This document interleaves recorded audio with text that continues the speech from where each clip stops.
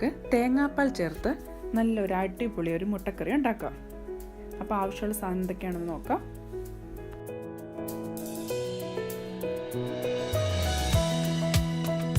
ഞാനിവിടെ 2 സവാളയാണ് എടുത്തിരിക്കുന്നത്. അത് ചെറുതായിട്ട് ഞാൻ ഇതുപോലെ അരിഞ്ഞിട്ടുണ്ട്. അതുപോലെ തന്നെ ഒരു 4 പച്ചമുളക്, പിന്നെ ഒരു ചെറിയ പീസ് ഇഞ്ചി. ഈ ഇഞ്ചി നമുക്ക് ചെറുതായിട്ടൊന്ന് ചതച്ചെടുക്കണം. പച്ചമുളക് നടുക്കൂടെ കീറിയെടുക്കുകയും ചെയ്യണം. ഇതിനകത്തേക്ക് ഞാൻ ഉരുളക്കിഴങ്ങ് ചേർക്കുന്നുണ്ട്. ഇത് ഞാൻ ഒരു 2 ഉരുളക്കിഴങ്ങാണ് എടുത്തിരിക്കുന്നത്. അതും ഇതുപോലെ ചെറിയ പീസായിട്ട് ഞാൻ ഇവിടെ അരിഞ്ഞെടുത്തിട്ടുണ്ട്.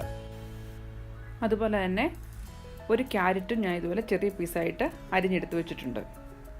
ഇനി നമുക്ക് മെയിനായിട്ട് വേണ്ടത് മുട്ടയാണ്. ഞാനിവിടെ 4 മുട്ട പുഴുങ്ങിയെടുത്ത് വെച്ചിട്ടുണ്ട്. നിങ്ങൾക്ക് മുട്ടയുടെ എണ്ണം ആവശ്യത്തിനനുസരിച്ച് കൂട്ടുകയും കുറയ്ക്കുകയും ചെയ്യാം. അടുത്തതായിട്ട് വേണ്ടത് തേങ്ങാപ്പാലാണ്. ഞാനിത് അരമുറി തേങ്ങയുടെ പാലാണ് എടുത്തിരിക്കുന്നത്. കുറച്ച് വെള്ളം കൂടെ ചേർത്തിട്ടുള്ള പാലാണിത്. ഞാൻ ആദ്യം എടുത്ത ഇഞ്ചിയില്ലേ, ഒരു ചെറിയ പീസ് ഇഞ്ചി, ഞാൻ ഇതുപോലെ ചതച്ചെടുത്തിട്ടുണ്ട്. ഇനി നമുക്ക് ഒരു പാത്രം അടുപ്പത്ത് വെച്ച് ചൂടാക്കാം. പാത്രം ചൂടായി വരുമ്പോഴത്തേക്ക് നമുക്ക് എണ്ണ ഒഴിച്ചു കൊടുക്കാം. കഴിയുന്നതും വെളിച്ചെണ്ണ ഉപയോഗിക്കുന്നതായിരിക്കും നല്ലത്. ഞാനിവിടെ വെജിറ്റബിൾ ഓയിലാണ് ഉപയോഗിച്ചിരിക്കുന്നത്. നിങ്ങൾക്ക് വെളിച്ചെണ്ണ ഉണ്ടെങ്കിൽ വെളിച്ചെണ്ണ ചേർക്കാം. വെളിച്ചെണ്ണ ചൂടായി വരുമ്പോഴത്തേക്ക് ചതച്ച് വെച്ചിരിക്കുന്ന ഇഞ്ചി നമുക്ക് ഇട്ട് കൊടുക്കാം. ജസ്റ്റ് ഒന്ന് ഇളക്കി നമുക്ക് ഇഞ്ചി ഒന്ന് മൂപ്പിച്ചെടുക്കാം. അപ്പോൾ തന്നെ ഇഞ്ചിയുടെ നല്ല മണം നമുക്ക് കിട്ടുകയും ചെയ്യും. ഇപ്പം ഇഞ്ചി നല്ലതുപോലെ മൂത്തിട്ടുണ്ട്. ഇനി നമുക്കിതിനകത്തേക്ക് അരിഞ്ഞു വെച്ചിരിക്കുന്ന സവാള നമുക്ക് ഇട്ട് കൊടുക്കാം. സവാള ഇട്ടതിന് ശേഷം കുറച്ച് ഉപ്പ് കൂടെ ആഡ് ചെയ്തിട്ട് നമുക്ക് സവാള നല്ലതുപോലെ ഒന്ന് വഴറ്റിയെടുക്കാം.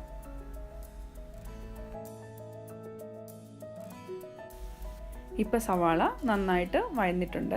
അതിൻ്റെ കളറൊക്കെ മാറി ചെറിയൊരു ഗോൾഡൻ കളറായിട്ടുണ്ട്. നല്ലതുപോലെ അങ്ങ് മൂപ്പിക്കേണ്ട കാര്യമില്ല. ജസ്റ്റ് അതിൻ്റെ കളർ മാറി ചെറിയൊരു ഗോൾഡൻ കളർ ആവുന്നിടം വരെ മാത്രം നമുക്ക് വഴറ്റിയെടുത്താൽ മതിയായിരിക്കും. ഇനി നമുക്കിതിനകത്തേക്ക് നമ്മൾ നേരത്തെ അരിഞ്ഞു വെച്ചിരിക്കുന്ന പൊട്ടറ്റോ ആഡ് ചെയ്ത് കൊടുക്കാം. ഈ പൊട്ടറ്റോ ഇട്ടതിന് ശേഷവും നല്ലതുപോലെ ഇളക്കി നമുക്കൊന്ന് വഴറ്റിയെടുക്കാം. ജസ്റ്റ് പൊട്ടറ്റോ ഒന്ന് വഴതിന് ശേഷം നമ്മൾ അരിഞ്ഞു വെച്ചിരിക്കുന്ന ക്യാരറ്റില്ലേ, ക്യാരറ്റൂടെ നമുക്കൊന്ന് ചേർത്ത് കൊടുക്കാം. ക്യാരറ്റും പൊട്ടറ്റോയും നല്ലതുപോലെ ഇളക്കി നന്നായി നമുക്കൊന്ന് വഴറ്റിയെടുക്കാം. ഇപ്പോൾ പൊട്ടറ്റോയും ക്യാരറ്റും നന്നായി വെന്തിട്ടുണ്ട്. അത് നന്നായിട്ട് വഴന്നിട്ടുണ്ട്. ഇനി പച്ചമുളക് ഇട്ട് കൊടുക്കാം. പച്ചമുളക് ഇട്ടതിന് ശേഷം ജസ്റ്റ് ഒന്ന് ഇളക്കി ആ പച്ചമുളകിൻ്റെ പച്ചമണം ഒന്ന് നമുക്ക് മാറ്റിയെടുക്കാം. ഇനി നമുക്ക് പൊടികൾ ഓരോന്നായിട്ട് ചേർത്ത് കൊടുക്കാം. ആദ്യം തന്നെ മഞ്ഞൾപ്പൊടി. ഞാനൊരു 1/4 ടീസ്പൂൺ മഞ്ഞൾപ്പൊടിയാണ് ആഡ് ചെയ്യുന്നത്. മഞ്ഞൾപ്പൊടി ഇട്ടതിന് ശേഷം നല്ലതുപോലെ ഇളക്കി ആ മഞ്ഞൾപ്പൊടിയുടെ പച്ചമണം നമുക്ക് മാറ്റിയെടുക്കാം. ഇപ്പം മഞ്ഞൾപ്പൊടിയുടെ ആ പച്ചമണമൊക്കെ മാറിയിട്ടുണ്ട്. ഇനി നമുക്കിതിനകത്തേക്ക് ഗരം മസാല ആഡ് ചെയ്യാം.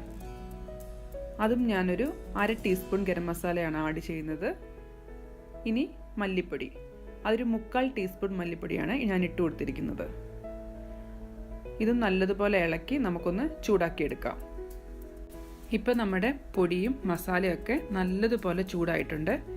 ഇനി നമുക്കിതിനകത്തേക്ക് ഒരു 1/4 ഗ്ലാസ് വാട്ടർ ആഡ് ചെയ്ത് കൊടുക്കാം. അധികം വെള്ളം ചേർക്കേണ്ട ആവശ്യമില്ല, കാരണം നമ്മൾ ഇതിനകത്തേക്ക് തേങ്ങാപ്പാൽ ചേർക്കുന്നുണ്ട്.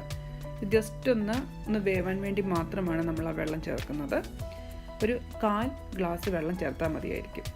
അതിനുശേഷം നല്ലതുപോലെ ഒന്ന് ഇളക്കി നമുക്കൊന്ന് യോജിപ്പിക്കാം. ആവശ്യമെങ്കിൽ മാത്രം കുറച്ചുകൂടെ വെള്ളം നമുക്ക് ചേർത്ത് കൊടുക്കാം. ഇപ്പം നമ്മുടെ മിക്സ് നല്ലപോലെ തയ്യാറായിട്ടുണ്ട്.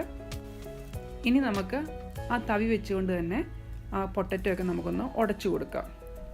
ക്യാരറ്റ് അങ്ങനെ ഉടയ്ക്കണമെന്നില്ല. പൊട്ടറ്റോ ജസ്റ്റ് ഒന്ന് നമ്മളിങ്ങനെ പ്രസ് ചെയ്യുമ്പോൾ തന്നെ നന്നായിട്ട് വെന്തത് കാരണം നന്നായിട്ട് ഉടഞ്ഞു വന്നോളും. അങ്ങനെ നമുക്കിത് ഉടച്ച് ഇതിനകത്തേക്ക് നമുക്ക് നല്ലതുപോലെ ഒന്ന് മിക്സ് ചെയ്ത് കൊടുക്കാം. ഇപ്പം നമ്മുടെ പൊട്ടറ്റോ ഒക്കെ നന്നായിട്ട് ഉടഞ്ഞിട്ടുണ്ട്. ഇനി നമുക്കിതിനകത്തേക്ക് തേങ്ങാപ്പാൽ ഒഴിച്ചു കൊടുക്കാം. തേങ്ങാപ്പാൽ ഒഴിച്ചതിന് ശേഷം തീ സിമ്മിലിടാൻ പ്രത്യേകം ശ്രദ്ധിക്കുക, അല്ലെങ്കിൽ പെട്ടെന്ന് തന്നെ ഈ തേങ്ങാപ്പാൽ പിരിഞ്ഞു പോകും. അതുകൊണ്ട് ജസ്റ്റ് ഒന്ന് തീ ഒന്ന് സിമ്മിലിട്ട് കൊടുക്കുക. അപ്പോൾ തേങ്ങാപ്പാൽ ഒഴിക്കുന്നതിന് മുമ്പ് തന്നെ നിങ്ങൾ ഉപ്പൂടൊന്ന് നോക്കുക. നമ്മൾ ആദ്യം തന്നെ ഉപ്പിട്ടതിന് ശേഷമാണ് നമ്മുടെ സവാള വഴറ്റിയെടുത്തിരുന്നത്. അതുകൊണ്ട് ഇതിനകത്ത് ഉപ്പുണ്ടായിരിക്കും. അതല്ല നിങ്ങൾക്ക് ഉപ്പ് ഇത്തിരി കൂടെ ആവശ്യമെങ്കിൽ ഈ തേങ്ങാപ്പാൽ ഒഴിക്കുന്നതിന് തൊട്ട് മുമ്പ് ഉപ്പ് നോക്കിയതിന് ശേഷം ഉപ്പ് വേണമെങ്കിൽ നമുക്ക് ആഡ് ചെയ്യാവുന്നതാണ്. ഈ തേങ്ങാപ്പാൽ ഒഴിച്ചിട്ട് ജസ്റ്റ് ഒന്ന് ഇളക്കി എല്ലാം കൂടെ ഒന്ന് യോജിപ്പിച്ചെടുക്കാം. ഇനി ഇതിനകത്തേക്ക് നമ്മുടെ മുട്ട ചേർത്ത് കൊടുക്കാം.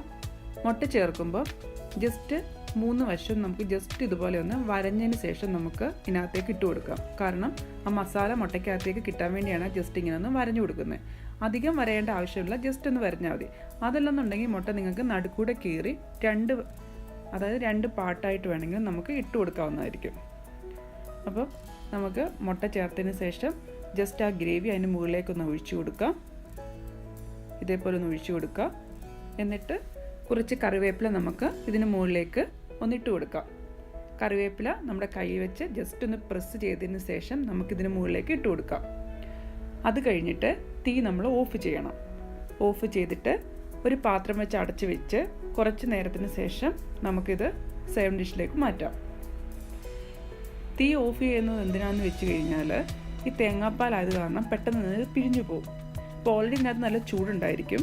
അപ്പോൾ ഇങ്ങനെ അടച്ച് വെക്കുമ്പോൾ തന്നെ ആ ചൂടത്തിരുന്ന് കറിവേപ്പിലയുടെ ഫ്ലേവർ നമ്മുടെ കറിക്ക് കിട്ടുകയും ചെയ്യും. അങ്ങനെ നമ്മുടെ തേങ്ങാപ്പാൽ ചേർത്ത മുട്ടക്കറി ഇവിടെ റെഡി ആയിട്ടുണ്ട്. ഇത് അപ്പത്തിൻ്റെ കൂടെയും ചപ്പാത്തിയുടെ കൂടെയൊക്കെ നല്ലൊരു റെസിപ്പിയാണ്. അപ്പോൾ നിങ്ങൾക്ക് ഇന്നത്തെ എൻ്റെ റെസിപ്പി ഇഷ്ടപ്പെട്ടെങ്കിൽ തീർച്ചയായിട്ടും ട്രൈ ചെയ്യുക. എൻ്റെ വീഡിയോ ലൈക്കും ഷെയറും ചെയ്യുക.